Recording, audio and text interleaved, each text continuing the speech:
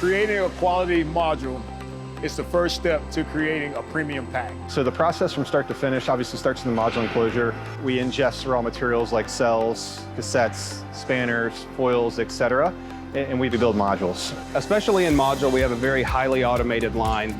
We still need people to be able to feed the automation process and people understanding how those processes work so we can collect that data and get the feedback of things that we can improve on.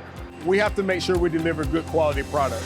Quality comes first. Me, I inspect my part very thoroughly. If I feel like it's not right, I get quality, to come and check it and make sure it's right. Making sure that each part is done the way it's supposed to, that all connections are made, and once it gets to the customer, that the battery actually works the way it's supposed to. What we do here at Proterra isn't easy. We take a highly technical, sophisticated product, combine it with high levels of automation and the best people that we have in the industry, and we have to output a super reliable, durable product for our customers.